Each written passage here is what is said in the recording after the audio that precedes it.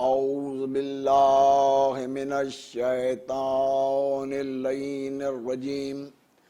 بسم اللہ الرحمن الرحیم الحمد للہ رب العالمین والصلاة والسلام علی اشرف الانبیاء والمرسلین وخاتم النبیین سیدنا ونبینا وشفیع ذنوبنا وطبیب قلوبنا مولانا ومولد الثقلین جد الحسن والحسین سیدہ شباب اہل الجنہ ابی القاسم محمد وأہل بیتہ الطیبین الطاہرین المعصومین المظلومین ولعنۃ اللہ علی اعدائہم اجمعین من یومنا ھذا الی یوم الدین اما بعد فقط قال اللہ حق سبحانہ تبارک و تعالی فی کلامہ المجید وفرقانہ الحمید وقولہ الحق بسم اللہ الرحمن الرحیم یا ایہا الذین آمنوا اتقوا اللہ وکونوا مع الصادقین۔ حاضرین گرامی مرتبت، عزاداران سید الشہداء امام حسین علیہ السلام، ناظرین باتمکین، منتظر چینل کی جانب سے سرکار امام حسن مجتبی علیہ السلام جو الحمدللہ خدا کی جانب سے دوسرے امام ہیں، مولا کائنات امیر المومنین علیہ السلام کے بڑے بیٹے اور بی بی پاک بطول سیدہ طاہرہ کے لخت جگر امام حسن علیہ السلام، نہ آپ کا جیسا کوئی کردار نظر آتا ہے، اس لیے کہ مولا حسن علیہ السلام کی سیرت اپنے نانا جیسی ہے، اس لیے کہ قرآن نے جس طرح رسول کو رحیم، کریم اور منیر بنا کر بھیجا، اسی طرح امام حسن علیہ السلام جو ہیں وہ مسلسل اپنے نانا کی سیرت و کردار کا ایک بہترین آئینہ ہے۔ مدینے کی زندگی اٹھا کر دیکھ لیجئے اور امام حسن علیہ السلام نے امن اور محبت ہی کا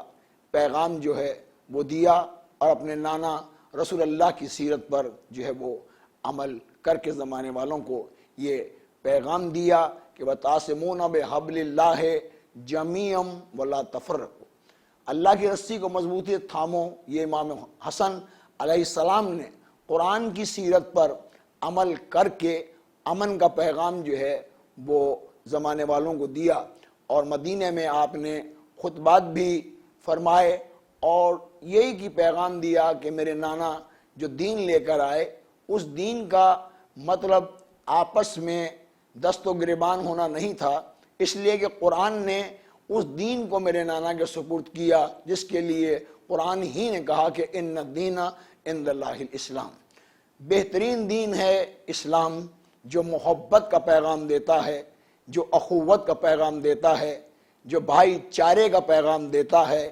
اس لیے کہ اسلام میں دہشت گردی نہیں ہے، اس لیے کہ دین جو ہے ایک محبت کا پیغام دے رہا ہے، اور اس محبت کے پیغام پر امام حسن علیہ السلام نے ایمپلیمنٹیشن کر کے زمانے والوں کو یہ بتا دیا کہ حکومت کا حصول آسان ہے، سلطنت کا حصول آسان ہے، لیکن محبت کا پیغام دینا، اخوت کا پیغام دینا، بھائی چارے کا پیغام دینا، یہ امام حسن علیہ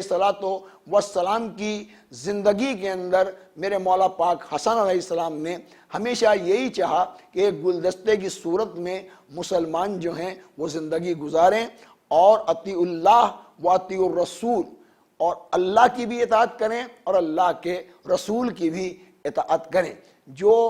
دے رسول وہ لے لو، جس سے منع کریں اس سے باز آ جاؤ۔ اسی آیت پر امام حسن علیہ السلام نے اپنی امامت کا آغاز کیا سچائی پر، اس لیے کہ قرآن نے یہی کہا تھا کہ یا ایھا الذین آمنوا اتقوا اللہ وَكُونُوا مَعَ صَادِقِينَ، اے صاحبان ایمان تقوی اختیار کرو اور سچوں کے ساتھ ہو جاؤ۔ تو اب یہ دیکھنا یہ ہے کہ کون مسلمان ہے جو سچوں کے ساتھ ہو رہا ہے اور کون مسلمان ہے جو سچائی سے دور جا رہا ہے۔ لیکن امام حسن علیہ السلام کی سیرت پر چلنے والے کل بھی سچائی پر تھے اور آج بھی سچائی پر ہیں، اس لیے کہ امام حسن علیہ السلام جو ہیں وہ رسول اللہ کی پرورش کا بہترین نتیجہ ہیں۔ اور یہ امام حسن علیہ السلام کو اعزاز بہت بڑا ہے کہ آپ نے رسول اللہ کی آغوش میں تربیت پائی۔ اب یہاں سے اندازہ لگا لیجئے کہ رسول پاک کے لیے قرآن نے کہا وَمَا أَرْسَلْنَاكَ إِلَّا رَحْمَةً لِلْعَالَمِينَ، یہ وہ نبی ہیں جو عالمین کے لیے رحمت بن کر آئے، صرف مسلمانوں کے لیے رحمت بن کر نہیں آئے بلکہ عالمین کے لیے۔ اب عالمین میں کسی بھی مکتب سے کسی کا تعلق ہو، سب کے لیے رسول اللہ جو ہیں وہ رحمت بن کر آئے۔ جو رسول اللہ کے رب کو مانتا ہے یہ اس کے لیے بھی رحمت ہیں، جو نبی پاک کے رب کو نہیں مانتا یہ ان کے لیے بھی رحمت بن کر آئے۔ بالکل ہی امام حسن علیہ السلام نے اپنے نانا کی آغوش اور زبان مبارک کو چوسا۔ یہ ایک بہت بڑی سعادت ہے کہ نبی معظم کی حوض کوثر سے دھلی ہوئی زبان امام حسن ابن علیہ السلام کے دہن میں ہو۔ تو پھر یہاں سے اندازہ لگائیے کہ جتنے علوم اللہ نے رسول پاک کو عنایت فرمائے وہ سارے علوم جو ہیں وہ رسول پاک نے منتقل کیے، مولا حسن علیہ السلام کے دہن میں منتقل کیے۔ اس لیے کہ حکمت بھی امام حسن کے پاس ہے، علم بھی امام حسن کے پاس ہے، اور سب سے بڑی سعادت یہ ہے امام حسن ابن علیہ السلام کی کہ نانا کی بھی پرورش جو ہے نانا کی گود میں ہو رہی ہے۔ بابا ہیں وہ مولا کائنات ہیں، امیر المومنین ہیں، عین اللہ ہیں، وجہ اللہ ہیں، لسان اللہ ہیں، جنب اللہ ہیں، اور رسول اللہ کے سچے جانشین ہیں مولا کائنات امیر المومنین، جنہیں اللہ نے اپنی جانب سے مولا بھی بنایا ہے، اولا بھی بنایا ہے۔ تو اب یہاں سے اندازہ لگا لیجئے کہ مولا کائنات کو اللہ رب العزت نے اتنے عظیم جو ہے وہ القاب سے بھی یاد کیا ہے، اور مولا کائنات کے لیے اللہ رب العزت کہہ رہا ہے، اس لیے کہ کسی کو بنانا اور بات ہوتا ہے اور جو اللہ کی طرف سے بن کر آئے اس کا ہونا اور بات ہوتا ہے۔ تو لہٰذا خالق کائنات نے امام حسن کے مقدس اور پاکیزہ بابا کے لیے کہا کہ انما ولیکم اللہ ورسولہ والذین آمنوا الذین یقیمون الصلاۃ ویؤتون الزکاۃ وہم راکعون۔ اللہ ولی ہے، رسول ولی ہے، اور تیسرا ولی وہ ہے جو نمازوں کو قائم کرتا ہے اور رکوع میں جا کر زکوٰۃ دیتا ہے۔ علی کے علاوہ کوئی بشر ہمیں نظر نہیں آ رہا کہ جو نماز کو بھی قائم کرتا ہے، حالت رکوع میں زکوٰۃ بھی ادا کرتا ہے۔ تو اگر حالت رکوع میں رکوع واجب ہے نماز میں، تو اب اس عمل کو مولا کائنات کے علاوہ کسی نے سر انجام نہیں دیا۔ تو اب یہاں سے اندازہ لگائیے کہ اس امیر المومنین کا لخت جگر ہے حسن ابن علیہ السلام، جن کے لیے رسول اللہ نے ارشاد فرمایا کہ انا مدینۃ العلم وعلی بابھا، میں علم کا شہر ہوں اور علی اس کا دروازہ ہے۔ اب رسول تک پہنچنے کا بہترین راستہ کل بھی مولا کائنات تھے اور آج بھی مولا کائنات علی ابن ابی طالب علیہ السلام ہیں۔ میں اتنا تو ضرور کہوں گا کہ مولا کائنات کا مقابلہ جو ہے وہ عام لوگوں سے بالکل جو ہے وہ نہیں ہو سکتا، اس لیے کہ مولا امیر علیہ السلام کے 3 بھائی ہیں، عیظام طالب بھی بھائی ہیں، عقیل بھی بھائی ہیں، جعفر بھی بھائی ہیں۔ تو بس اتنا میں کہوں گا کہ جب علی کا مقابلہ جعفر سے نہیں ہوتا، طالب سے نہیں ہوتا، پھر اندازہ لگائیے کہ عقیل سے نہیں ہوتا، تو مولا کائنات کا مقابلہ جو ہے پھر وہ یاروں سے یا مددگاروں سے یا غیر سے کیسے ہو سکتا ہے؟ اس لیے کہ شرف دینے والی ذات اللہ کی ہے، اس لیے کہ کونوا مع صادقین کو جو شرف ملا ہے عزت کا، احترام کا، یہ اللہ نے عطا کیا ہے۔ اس لیے کہ سورہ یاسین میں اللہ نے ارشاد فرما دیا کل شیء احصیناہ فی امام مبین، ہم نے امام مبین بنا کر بھیجے ہیں۔ تو پتہ یہ چلا کہ امام بنانا امت کی ذمہ داری نہیں ہے، امام بنانا اللہ کی ذمہ داری ہے۔ اللہ نے امام بنا کر بھیجے ہیں، اور پہلا امام جو خدا نے بنایا وہ اپنے گھر نہیں آیا بلکہ اللہ کے گھر میں آیا ہے 13 رجب کو۔ تو اب یہاں سے اندازہ لگا لیجئے عزیزان محترم کہ آخری امام جو آئے گا، جو اللہ کی جانب سے امام مبین ہے، وہ بھی اپنے گھر نہیں اللہ ہی کے گھر میں آ کر ظہور کرے گا۔ یہ منصب ہے امامت کا جو ذوی القربہ میں موجود ہے۔ عزیزان محترم، ان کا احترام کرنا سارے کلمہ پڑھنے والوں پر واجب ہے۔ اور امام حسن علیہ السلام کے لیے تو سورہ کوثر کا نزول ہوا ہے کہ جب نبی معظم کے قاسم دنیا میں نہیں رہے، طیب نہیں رہے، تو ایک لمحے کے لیے ملال رسول کو ہوا، رنج ہوا، تو فوراً اللہ نے جبریل کو بھیجا، دیکھو ہمارا حبیب، ہمارا پیارا محمد جو ہے وہ مایوس ہو رہے ہیں، انہیں جا کے تسلی دو۔ اور یہ سب سے چھوٹا قرآن مجید کا سورہ ہے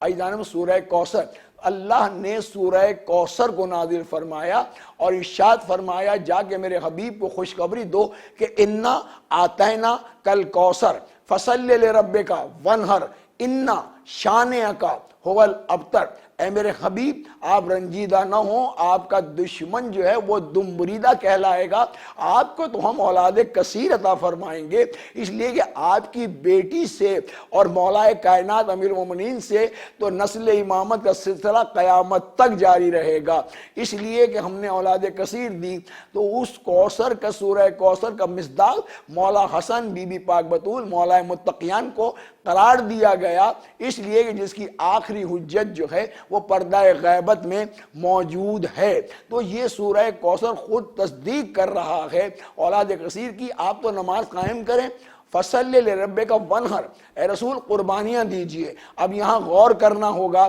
کہ قربانیاں جو ہے وہ نہر کی قربانی کا ذکر ہے، رسول اللہ نے جو ہے وہ کوئی قربانی رسول نے نہیں دی، لیکن رسول کی بیٹی کے بیٹوں نے اس آیت کو مکمل تفسیر عطا کروائی ہے کہ امام حسن علیہ السلام کا انتقال مدینے میں ہوا، زہر دیا گیا، امام حسن ابن علی کو زہر دیا گیا۔ ظاہر ہے یہ سازشیں جو ہیں سب شام سے ہو رہی تھیں، اور مولا حسن کو جو ہے جودہ بنت اشج یہ یمن سے آئی تھی اور اسے بھیجا گیا تھا امیر شام نے، اس نے مولا کو زہر جو ہے وہ دیا۔ زہر اتنا شدید تھا کہ مولا حسن علیہ السلام بستر پر تڑپ رہے ہیں، مولا قاسم جو ہیں وہ موجود ہیں۔ اطلاع ہوئی، امام حسین علیہ السلام بھی آ گئے، تو بتائیے کہ امام حسین علیہ السلام نے تڑپتے ہوئے بھائی کو دیکھا ہوگا جنہیں زہر دے دیا گیا۔ یہ سازشیں ہوتی رہیں، اہل بیت کے خلاف مسلسل سازشیں ہوتی رہیں، ذوی القربہ کا احترام نہیں کیا گیا۔ اگر ذوی القربہ کا احترام کیا جاتا، قرآن کی آیتوں میں تفکر کیا جاتا، تدبر کیا جاتا، تو جودہ بنت اشج کو لالچ دیا گیا تھا کہ یزید کے ساتھ تیرا عقد کر دیا جائے گا، اس لالچ میں اس وقت نے امام مبین کو زہر دیا، زہر دے دیا گیا۔ تو میں فرما جو ہیں وہ جناب قاسم بھی موجود ہیں، جگر پھٹ رہا ہے، اور امام حسین علیہ السلام سرانے بیٹھے ہوئے ہیں، بھائی کے کلیجے پہ ہاتھ رکھ رہے ہیں، تسلی دے رہے ہیں، بچوں کو تسلی دے رہے ہیں۔ امام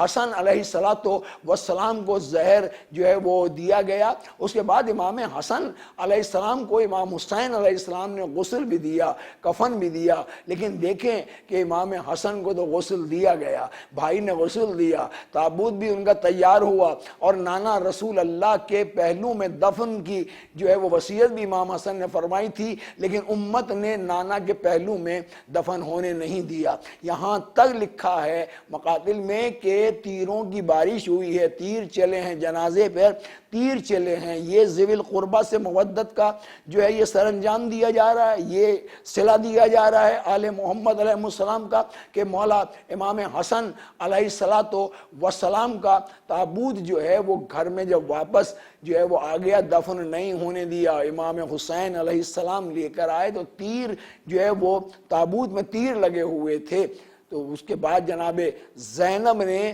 رو کے ایک جملہ کہا کہ بھیا جب میرے بھائی کا جنازہ گھر سے گیا تھا تو سفید کفن میں تھا، یہ رنگین کیسے ہو گیا؟ تو میرے مولا حسین رو کے کہتے ہیں بہن زینب یہ امت نے اجر رسالت ادا کیا ہے، میرے بھائی کے جنازے میں تیر ہیں، بس بہن عادت ڈالو تیر نکالتے رہیں۔ کہا کہ بس فرق اتنا ہے کہ حسن بھائی کے جنازے میں تیر ہیں اور ہمارا جنازہ تیروں پر ہوگا۔ اس لیے یہ تمام چیزیں جو ہے بتانا ضروری ہے کہ امت اگر اہل بیت اطہار کا احترام کرتی تو اس مقام پر یہاں تک لکھا ہوا ہے کہ جناب عباس علیہ السلام بھی رو رہے ہیں، کھڑے ہوئے ہیں، بہت بہادر تھے مولا عباس علیہ السلام، علی کے لال تھے، عزیزان علی شیر خدا تھے، اور حضرت عباس علمدار علی کے شیر تھے، جلال میں تھے کہ جائیں اور جا کے جنگ کریں، لیکن امام حسین علیہ السلام کی اجازت کے بغیر حضرت عباس علمدار نے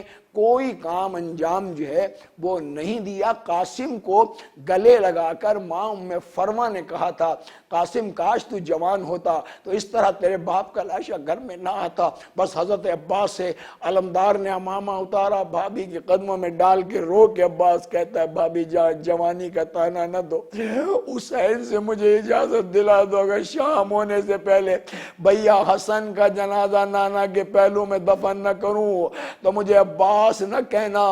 حسین نے گلے لگا لیا عباس یہ مدینہ ہے، یہ کربلا نہیں ہے، صبر سے کام لینا ہے، یہ میرے نانا کا شہر ہے، اس شہر میں خوریزی نہیں چاہتا۔